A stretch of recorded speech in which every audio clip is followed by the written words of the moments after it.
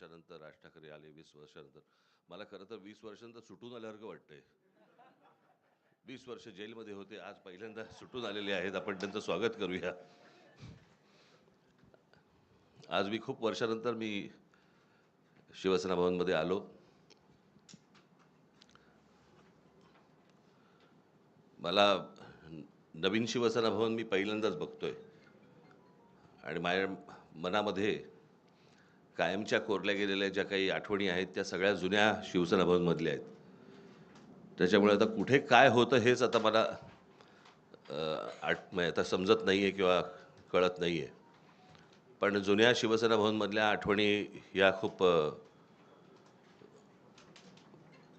काय म्हणू त्याला, रोमांचकारी आणि आनंददायी आणि अशा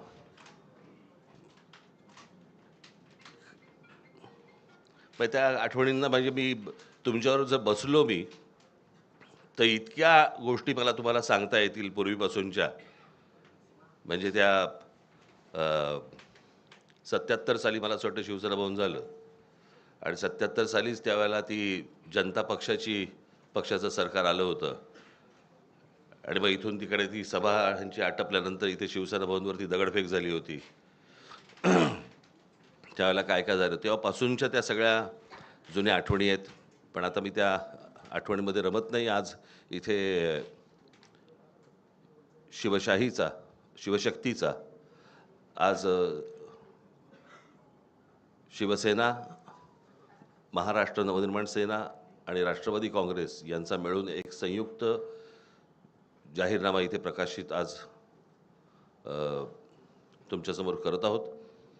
मला असं वाटतं आदित्य ठाकरे आणि अमित ठाकरे यांनी त्या दिवशी या जाहीरनाम्यामध्ये, वचननाम्यामध्ये या काय गोष्टी आहेत हे मला असं वाटतं आपल्यासमोर त्या दिवशी सांगितलेल्या आहेतच.